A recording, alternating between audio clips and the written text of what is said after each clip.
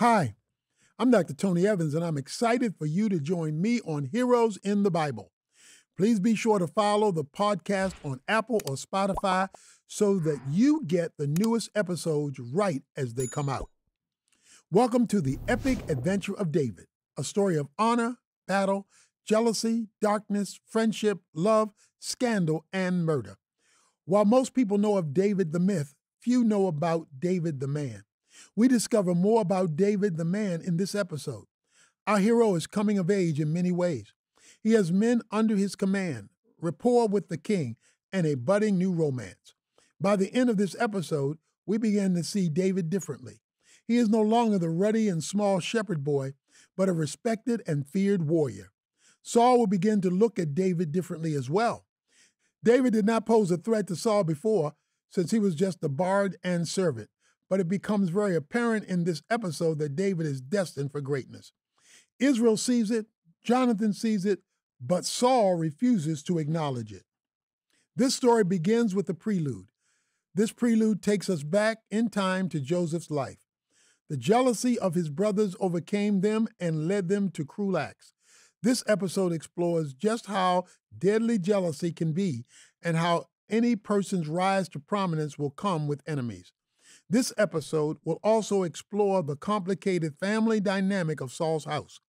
As David becomes closer to Saul's children, the line between friend and enemy becomes even more blurred. How will David navigate the tumultuous waters of fame, love, and jealousy? We will see it in our 7th episode, A Dowry of Blood.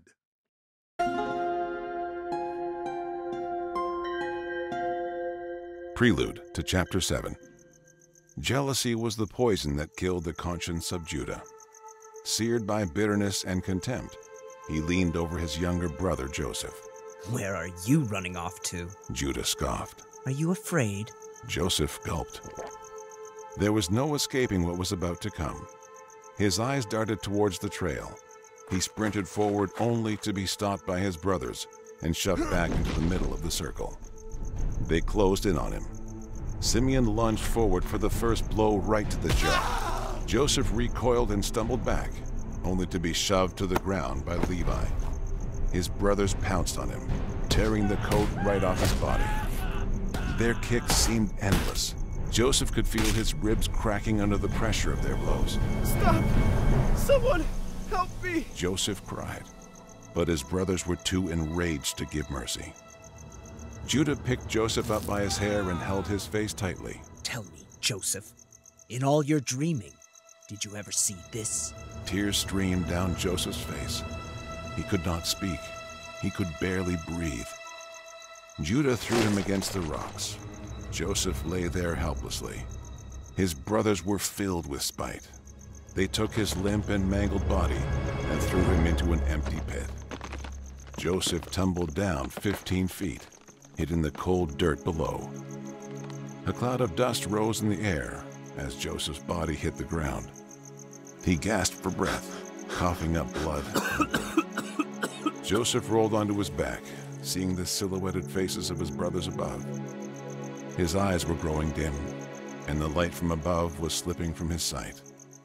Feeling broken and abandoned, Joseph closed his eyes. All turned dark for Joseph. The cave was wet and the sun's rays could not touch the bottom. However, nothing was as dark as Judah's heart in that moment. Jealousy had given birth to violence, and that violence would send Judah down a path his heart could not handle. All of the brothers stood over the cave in which Joseph lay.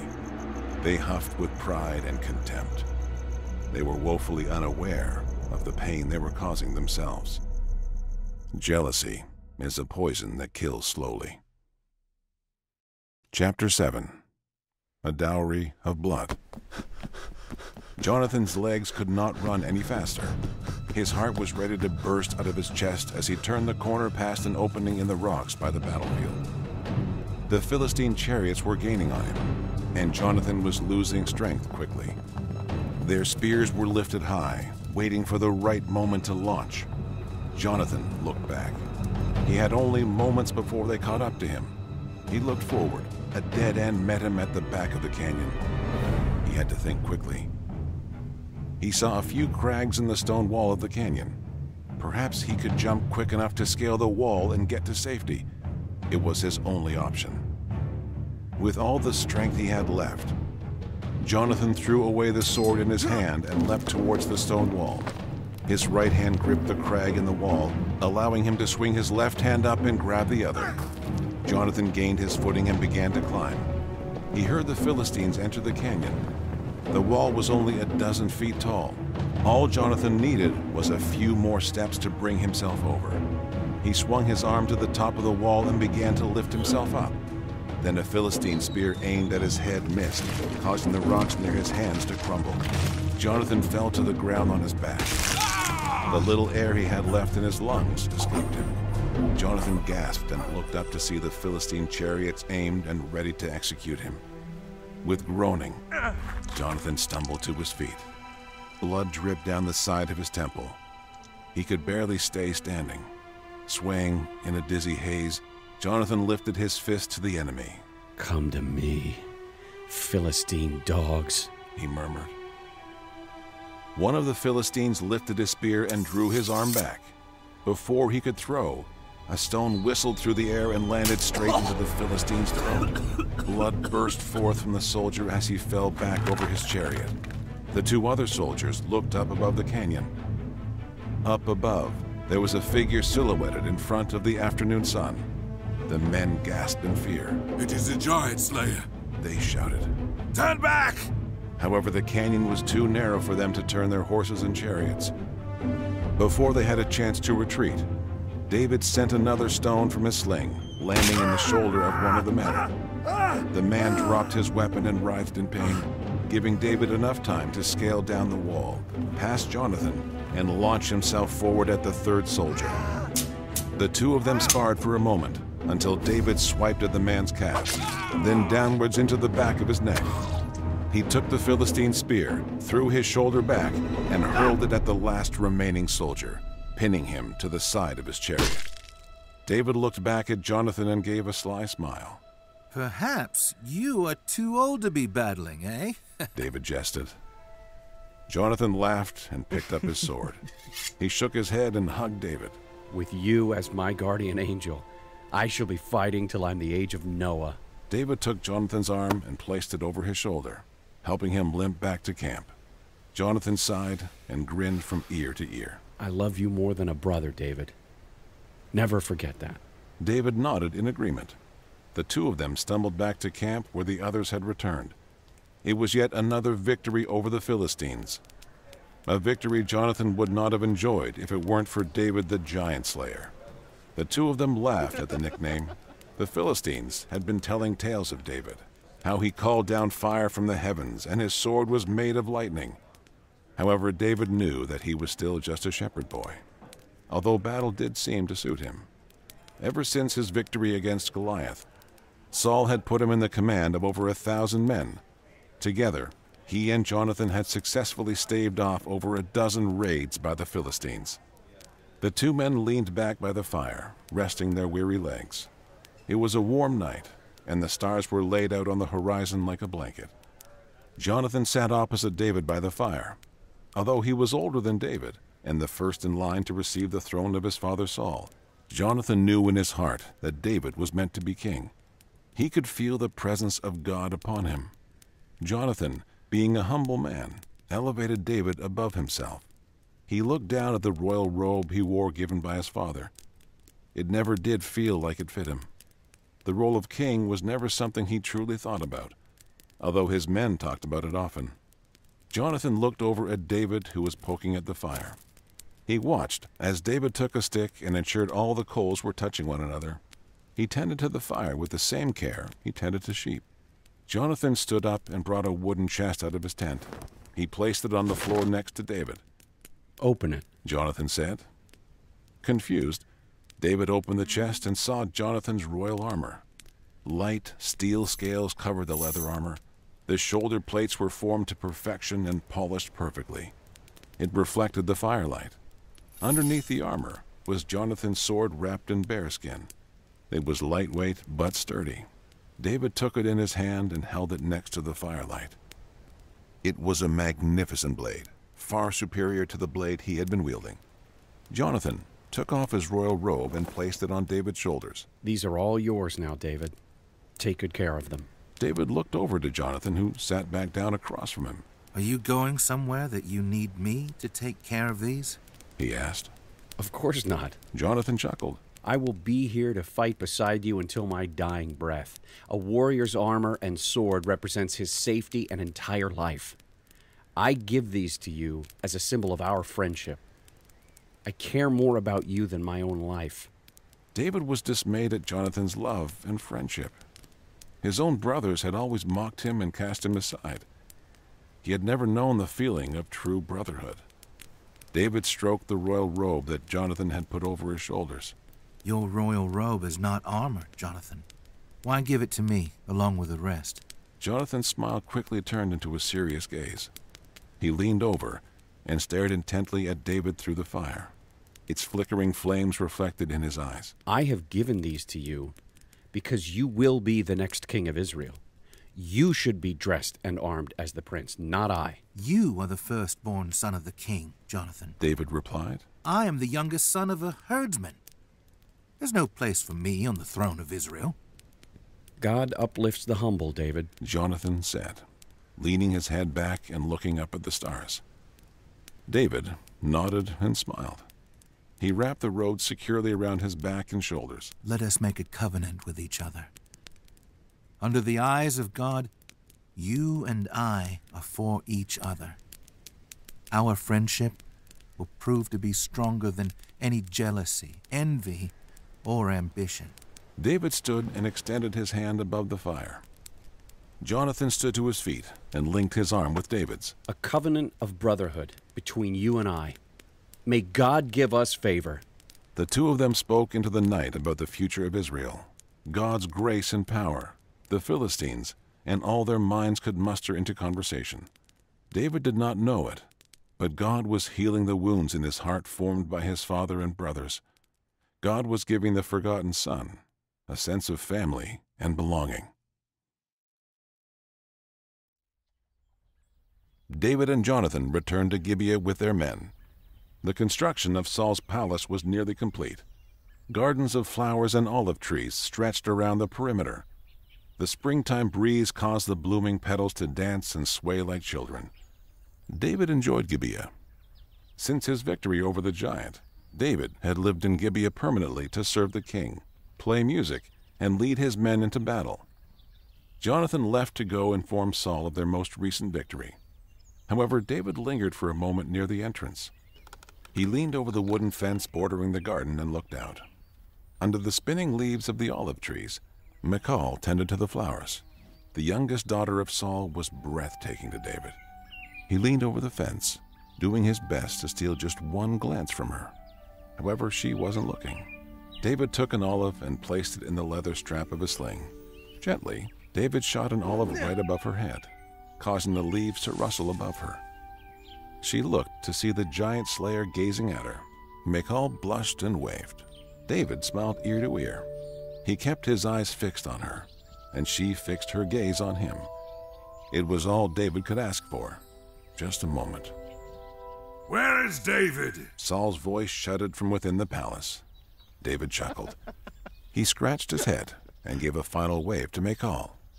She leaned on the tree, watching him leave into her father's halls. She longed to be with him.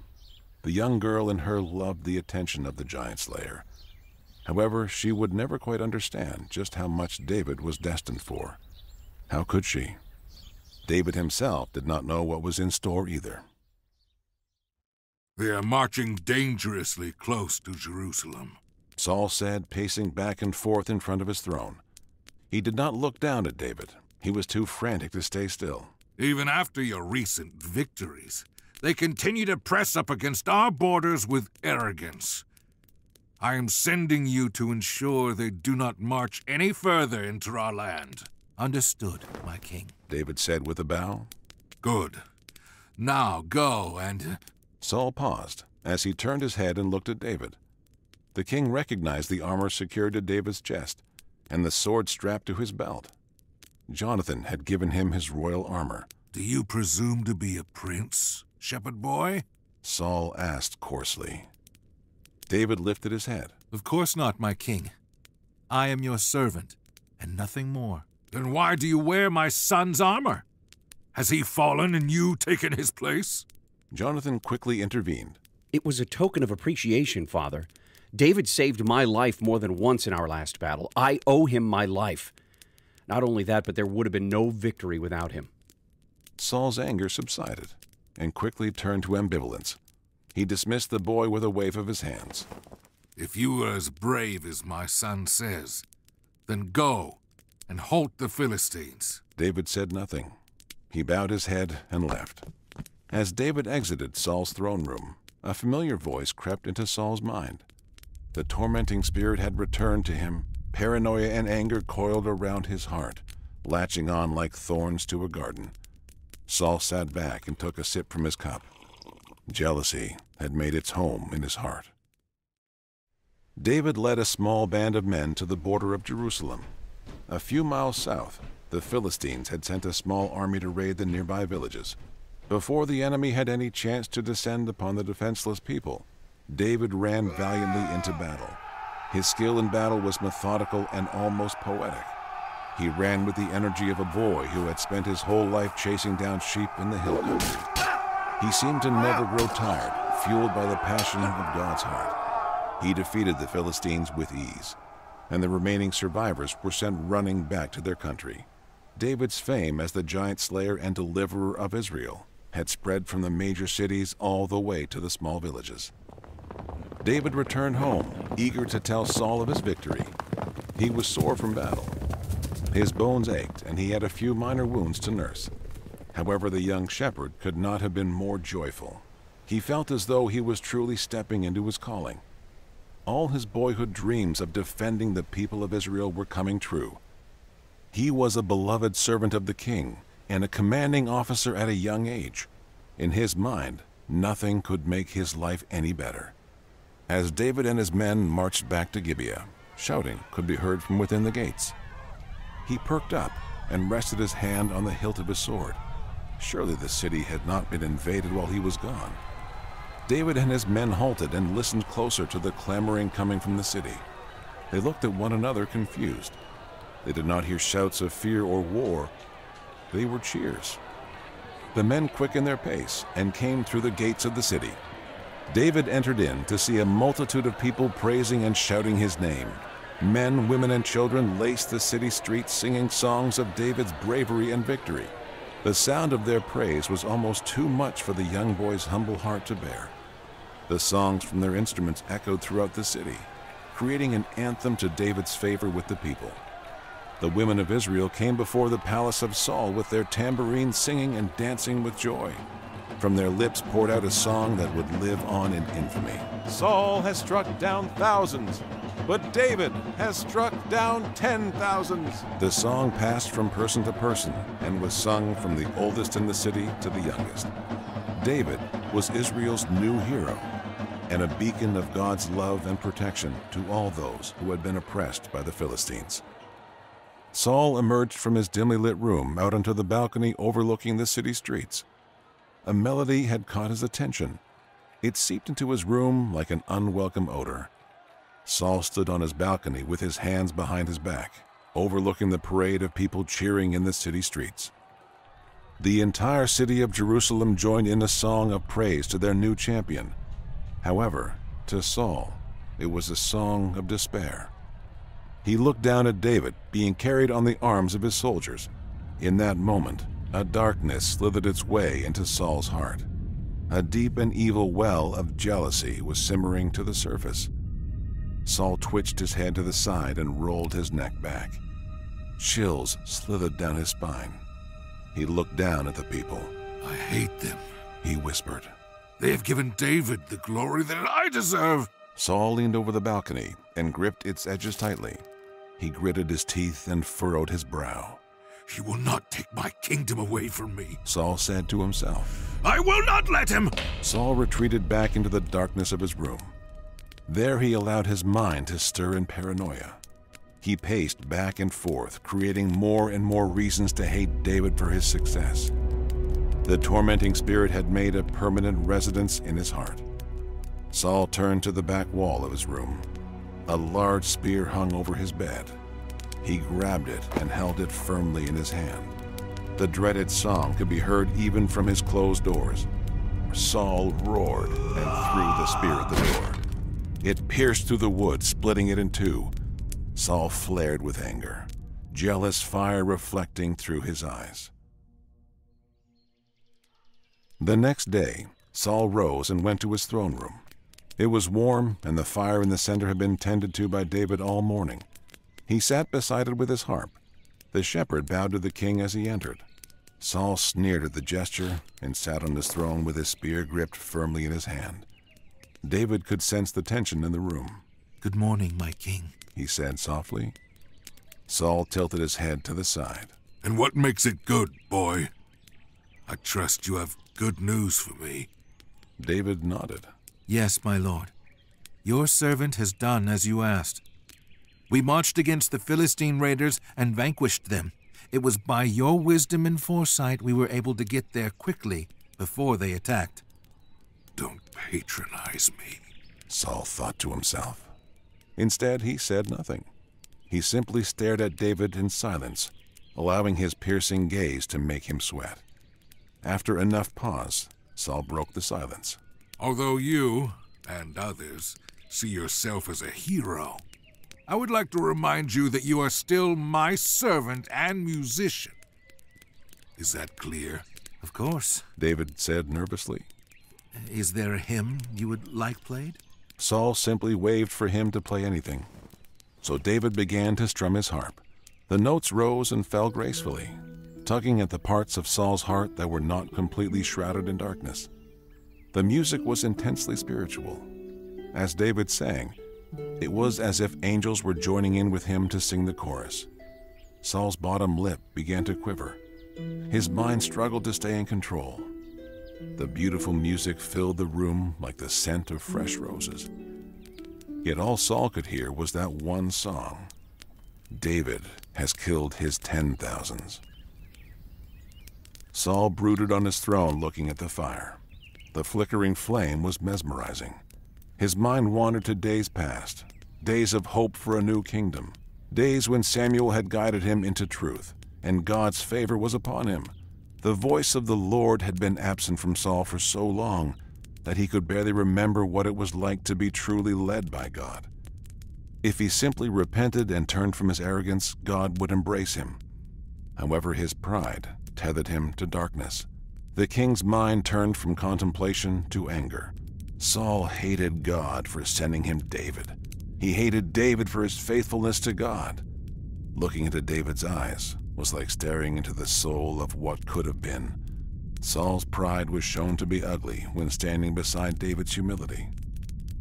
Saul's knuckles turned white as he gripped the spear beside him. He stood to his feet as David was lost in the music. Saul teemed with anger towards the boy. "I will pin you to the wall," he whispered under his breath. Saul drew his spear back and stepped forward to launch the spear. David opened his eyes just in time to see Saul hurl the spear right towards him. David reacted quickly, leaping to his right and crashing into the table beside him. Saul screamed as a man possessed and grabbed another spear beside his throne. "Come here, you worthless boy! They will cease singing your name once you are dead!" Saul threw the spear at David, who was on the ground. This time, David had less options. He ducked to his left, but the spear grazed his shoulder, drawing blood. As Saul reached for a third spear, David leapt out the window and fell a few feet into the grass. He ran and did not look back. Saul's chest rose up and down with fury. However, as David left, his anger turned quickly into regret. The king dropped the spear in his hands, fell to his knees, and wept. David had eluded him, just as Samuel's approval, and just as God's favor. David ran to the stables outside the palace and caught his breath. Leaning against the back of the stable doors, he looked at his shoulder. Only a minor wound. It would heal given the right bandages. He patched himself up and remained in his quarters until sundown. When the sun descended, David snuck out of his room and crept near Saul's window. He peeked his head in to see Saul hunched over by the fire. His shoulders were shaking up and down, and his hands were placed over his face. The mighty king David loved so dearly was weeping. Clearly the man had a tortured soul. Although he had attempted to take David's life, he would not waver in his devotion to him. David left and went back to his room. He resolved in his heart to stand before Saul the next morning and play music. The king needed him now more than ever. Saul woke up the next morning with the same self-hatred he fell asleep with. However, it did not take long for him to bury his shame and redirect his hatred towards David again. Saul entered the halls to have breakfast with his wife and children. David was also in attendance, sitting beside Jonathan and his family. Saul looked at David with contempt, sat himself down, and began to eat. He looked across the table at his oldest daughter, Merab. She was a regal young woman. Her hair was tightly braided back behind her head covering. She ate with her shoulders set firmly back. Seeing her at the same table as David gave him an idea. He realized he could not kill David himself. He wanted his hands clean of the young man's blood. If he killed him with his own sword, the people would revolt against him. He needed to make David a martyr. He needed to ensure David died in battle. Saul leaned back and smiled. David, I hope we can put our disagreement yesterday behind us. Jonathan, Merab, and Michal all looked over to David. No one had known what had happened between them. David smiled and bowed his head. You are a humble man, my king. Consider it forgotten. Forgive me if I had done anything to provoke you. Saul waved his hand. It is merely the weight of the crown. You are a good man and a good warrior. It is for this reason I desire to give you the hand of my daughter, Merab. Merab coughed, nearly choking on her food. Father, but I am engaged to marry Adriel. He had paid the dowry already. Merab was slightly panicked, having already developed feelings for her betrothed. Michal's heart also sank. She loved David dearly, and it would pain her to see him marry her sister. Nonsense, Saul said with a chuckle. This is the giant slayer. Did I not promise that whoever defeated Goliath would have your hand in marriage? The two of you must be wed. David was speechless. Merab was beautiful and virtuous, but he had grown fond of Michal, the youngest, and knew that the marriage would break her heart as it did his. He bowed his head to Saul and said, My king, who am I to marry your firstborn daughter? I am a descendant of farmers and herders. What place do I have to become the son-in-law to the king? How could I ever be worthy? By being valiant in battle. Saul responded eagerly. You will march at the front lines with 1,000 men behind you. I will have you march on my behalf as my finest warrior. May your victories grow and your worthiness of my daughter's hand. David humbly accepted. Saul joyfully raised his cup. To the betrothal of David and Merab, to the gaining of a new son, and to the prosperity of Israel. The family toasted to the betrothal. Merab's perfect posture broke as she slumped down. David smiled nervously. Just how many battles would he have to endure to be worthy? What came after was an onslaught of Philistine raids that nearly took his life on several occasions. David ran valiantly into battle, proving to Saul that he was worthy to be called a prince of Israel. With every victory, his confidence as a warrior increased. His hands became calloused from gripping his sword, and his body grew larger in frame. Battle hardened his body, but his heart was still tender and attentive to the Spirit of God. The 1,000 men behind him became bonded to him like brothers. David's courage emboldened the men of Israel and sent fear down the spines of the Philistines. As David's victories tallied, Saul became more and more furious. He had sent David into impossible situations, yet God was with him. Saul came to understand that the only way to make David fall in battle would be to break his spirit and confidence. One morning, David was walking in the cool of the morning. It was the eve of his wedding, and it had been a long time since he'd walked among the olive trees. The morning mist was refreshing to him. The heat of battle had cluttered his mind. It was a relief to be in the quiet. David took a deep breath and sighed to the Lord. My shepherd, He whispered silently. who am I to be the son-in-law to the king? Who am I to deserve any of this? As David spoke quietly to the Lord, he could hear footsteps behind him. He turned around to see Saul. Good morning, my king. I did not expect you to be up this early. Is there something that you need? Saul plucked a flower from the garden and held it up to the morning light. I have decided that your victories in battle, as valiant as they were, still do not make you worthy of my oldest daughter. David's heart sank when he heard Saul's words. However, he said nothing in response. He allowed the king to walk past him and continue speaking. I have decided to go through with the marriage between her and Adriel the Maholathite. He is of noble birth, and his family's resources could prove useful to us. Saul peered over to David looking for a response. He hoped for a crushed spirit and downcast frown. However, David smiled and bowed to his knees before him. With his face close to the ground, David responded, saying, It was an honor to be considered to begin with, my king. You are kind to allow me to even be in your presence. I will continue to serve you however you see fit. David's humility vexed Saul. He flared his nostrils and turned away. Storming off past the trees, he caught a glimpse of his youngest daughter, Michal. The king looked back at David, then at Michal. She was watching him. She had been watching him all morning. Saul gave a fiendish smile and walked toward Michal.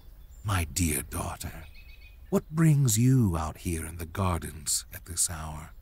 He asked gently. Michal was startled and embarrassed. She placed her hands behind her back and looked down. Just enjoying the cool morning, Father. Saul nodded and gestured towards David. No doubt enjoying the view as well. Michal blushed and said nothing. Saul put his arm around her. I just finished telling the young man that he will not be marrying Merab. Her betrothal to Adriel is too important. Michal looked up and smiled. Her response gave everything away. Saul knew that she had fallen in love with the shepherd boy. No doubt he had probably grown fond of her as well. He had seen them exchanging glances before, stealing small moments away to talk and walk beside each other. No doubt David would move land and sea to have Michal as his bride. Saul thought to himself. Perhaps this is the motivation he needs to put himself in greater danger. Saul put his arm around his daughter and began walking back to David. Young David! Saul shouted. David turned back and faced the two of them. Saul was beaming ear to ear with joy. Finally, he found a chink in the virtuous armor of David. You shall be my son-in-law after all, He said jovially. You and my youngest, Michal, shall be wed before God. You will be made to be my son, and all the privileges of the kingdom will be yours. David looked into Michal's eyes. She was beautiful, and David found himself giddy with excitement. If it pleases you, my king, He said. Saul smirked. Victory was within reach. He had only a few more steps to rid himself of David. Very well, then. It is done. We shall plan the wedding. All that is needed is for you to provide a dowry. David looked up with concern. my king, you know that I am but a humble shepherd. I have no land or treasures to offer, no gold or silver. What can I possibly give the king that is worth the fair hand of your daughter? I shall require no gold or silver from you, Giant Slayer. However, I require something far more valuable. Saul sent his daughter away. David and Saul spoke in private. The cool morning began to give way to the heat of day. Saul put his arm around David and sighed. Saving us from the threat of the Philistines continues to be my first priority. God's kingdom cannot thrive until our oppressors are dealt with. That is why, for the price of my daughter's hand in marriage, I ask that you bring me the foreskins of 100 dead Philistine soldiers. I want them to know that they cannot continue to mock our God and kill our people. Saul placed both hands on David's shoulders and looked at him. David, will you do this for me? Will you bring honor to this family? David's heart welled up with pride. He bowed his head to the king. I will fight for the Lord, this nation, and the right to be called your son. So David left immediately. He gathered a few of his men to plan for a raid on the Philistines. This battle would be unlike any other. Not all of his men were available to him. They had to march up against a Philistine garrison far away. David packed his belongings and assembled his men. Together, they marched past the hill country into the land of the Philistines. They camped outside the city of Gath, strategizing and planning into the night. If they invaded the city gates, they would be crushed in a matter of minutes. David needed to draw them out somehow. He had a few of his spies scanning the land surrounding Gath. On the north side of the walls were heavy woods. David had his men lay in wait there. When the morning broke, David approached the gate. He banged his sword against his shield and shouted, Philistines, which one of you is brave enough to fight me? David shouted for all to hear. It was not long before soldiers began pouring out of the gates to pursue David. He underestimated just how many soldiers would assemble that quickly. David's eyes widened as he saw an entire horde of Philistines burst out of their hive. The shepherd boy had never run so fast in his life. With chariots close behind, David retreated back into the woods, where his men were laying in wait. As soon as he passed the threshold of the forest, David's archers released their arrows towards the Philistines. A dozen of them fell, but 200 more were able to break through the forest to fight. They outnumbered his men nearly 2 to 1. David expected the archers to do more damage. Nevertheless, they had nowhere left to run. The shepherd did not panic. He scanned the forest for another advantage. Deeper into the forest, the space between the trees narrowed. The Philistine chariots and horses wouldn't be able to fit. David blew his horn and called for his men to retreat deeper into the narrows. Philistine spears flew past David and his men with great speed. Keep running! David shouted to his men as he led them deeper. Roots sprung up from the dirt, making the terrain more difficult to run. David smirked, hearing the sound of horses behind him falling to the ground and wheels from the chariots falling off. David let his men go through the trees first. Then, just as he stood when battling the giant, David planted his feet and faced the enemy. Over 200 soldiers drew their swords and came after him. But the shepherd of Israel did not waver. He stood his ground and drew a deep breath. Since the clearing was narrow, only 2 Philistines could attack him at a time. The first 2 burst through. David cut them at their heels first, then the throats. More spilled in, but were quickly slashed by David's blade. 4 more leapt over the bodies and advanced towards him, but they were met with swift swings and decisive blows. The men behind him watched as David single-handedly took on an entire army. They watched his sword swing through flesh and bone. His cries shook their hearts. Emboldened by his courage, they went around the openings in the trees and hit the Philistines on the side. The battle was over in a matter of minutes. Philistine blood soaked the forest soil.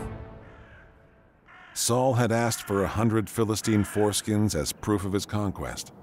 David walked among the bodies slain by him and his men, cutting each and every one of them with his blade. The number was 200, double what the king demanded as dowry for his daughter. It was a gruesome and bone-chilling sight. Most noble princes gave a dowry of gold, silver, and cattle to be given honor, but not David. No, he would give a dowry of blood, a symbol of his devotion to his king, his future bride, and his nation. David returned the next day with all his men behind him. They entered the gates once again, met with praise and celebration. However, David was less enthused by their cheers. His hands were still stained red with the blood of his enemies. His legs were sore from the battle, and his head throbbed from dehydration. He wondered if the king had expected him to die out there on the battlefield. The task seemed to be so perilous that no man would have accepted except him. He knew that he had to be wary of the king, or else he would pay for it with his life. David dismounted his horse and walked up the steps leading to Saul's throne room. Without a word, he entered in with the bag in his hands. Blood seeped through the burlap, staining the stone floor. Still covered in the filth of war, David stood before the king expressionless. He held out his hand and dropped the sack in front of the king. The entire council of elders stood in the presence of their king and the shepherd silently. Saul stood from his throne and looked at the bag. He winced and then looked at David. Saul looked up at David's eyes. Something had changed. The boy he had set out to die had come back a man. Although Saul stood a head taller than David, he had never felt so small. From David's very presence emanated a humble power similar to that of Samuel's. It sent chills down Saul's spine. He no longer hated David out of jealousy. He now hated David out of fear. Spring had come, and the blooming flowers filled the air with a sweet aroma. Flower petals were at David's feet as he stood face to face with Michal outside in the gardens. David gazed into her hazel eyes staring back at him. He gently stroked her cheek and smiled. She blushed and held his hand close to her face. The king, the priest, and a multitude of people stood before them. Before God and man, the two of them were joined together in marriage. David, the forgotten son of a herdsman from Bethlehem, was now a prince of Israel. Not by noble birth or royal stock, but by courage and a dedication to the Lord. His courageous and humble spirit testified to the heart of God, a defender of the weak, a judge of the oppressor, and a shepherd to the flock of Israel. It was David's heart that continued to point towards the greater plan of God, a plan to rid the world of the oppression of evil forever. The people cheered as David kissed his bride. A great festival was held in their honor, and for 2 weeks the people of Israel danced and sang about the king's daughter and the giant slayer. Saul knew that it was only a matter of time before the people would turn on him and elevate David to take his place. His own children had turned from him to take David's side. Time was of the essence. Saul knew that he had to kill David or live to see his throne stripped from him. Jealousy is truly a poison that kills the conscience. It was true of Joseph's brothers when they sold him into slavery, and it was true of Saul when he tried to kill David. Jealousy drives us to contempt, and contempt leads us down a destructive path. When somebody has something we feel we deserve, it can cause us to seek out their destruction or at least revel when they fall on hard times. This episode is only the beginning of the long journey Saul and David will go on together. Joseph's brothers eventually begged for his forgiveness. At this point, we aren't sure the same thing will happen with Saul. We will have to follow the story further to find out. After the prelude, we are brought into the middle of a battle, and Jonathan is running for his life. An epic scene is set out before us. Jonathan is backed into a corner with no escape, and silhouetted on the hill is his rescuer. David leaps into the scene and defeats the Philistines, rescuing his friend from certain death. Afterwards, Jonathan and David rest by the fire, and we're given a glimpse into their friendship. David tends to the fire, ensuring all the coals burn brightly. Always remember the symbolism of the flame. It is clear that Jonathan and David love each other deeply. The Prince of Israel gifts his young companion with his royal robes, armor, and sword. Unlike Saul's armor, Jonathan's fits perfectly, although David is not sure if he deserves the gesture. Back in those days, giving someone your armor was a gesture of complete trust. Jonathan was communicating to David that his life was more important than his own. This is a gesture of true friendship and loyalty. Jonathan had everything to lose by acknowledging David. He was next in line for the throne and more beloved than his father. No doubt Jonathan would make an excellent king if given the opportunity. but Jonathan is humble enough to acknowledge God's hand on David. This brings us to a question for ourselves. Are we this humble in our own friendships? Do we elevate our companions above ourselves? The temptation is to desire our friends to do well, but not better than us. We would cheer them on if they got a promotion, but not if they got a promotion over us. Jonathan would consider it a great success if David went on to be greater than him. In this episode, Jonathan's character is once again given to us as a contrast against Saul's. Jonathan acknowledges that David is special and wants to help him. Saul acknowledges that David is special and wants to kill him. Oh, how treacherous the path of jealousy becomes. It certainly becomes treacherous for Saul. The sins he commits in this episode begin a domino effect that cannot be undone. Joseph's brothers gave into the temptation of jealousy, and so did Saul. This has been a cycle in humanity ever since Cain killed Abel. When we see somebody with favor, talent, or privilege, they can become the embodiment of our own discontent. We project our insecurities, fears, and shame onto them. We are mad at our own lot in life, or perhaps mad even at God. So we lash out at those we perceive to be more favored than us. Saul wanted the praise of the people and the favor of God, and David had both. Instead of being introspective and asking himself why he didn't have those things, he lashes out at David. It's easier to be bitter than to change. Whether Saul likes it or not, David is being interwoven into the fabric of his family. Jonathan and he are like brothers, and Michal, Saul's youngest daughter, has grown very fond of him. There is a budding romance between David and Michal that gives us some good feelings. Every hero needs a lover, right? We aren't given much details about their relationship in this episode, and that is for a good reason. There isn't much there. The love between David and Michal is not deep or rooted in anything stronger than themselves. Michal loves David, the legend, not David, the man. This will show itself to be true later on in the series. Michal and David will have a complicated relationship that somewhat mirrors the relationship David has with Saul. Saul attempts to murder David in a few different ways. First, he tries to pin him to the wall with his spear. This was a sloppy outburst by Saul and ultimately ends with David escaping and forgiving him afterward. After this, Saul knows he needs to be a bit more tactful.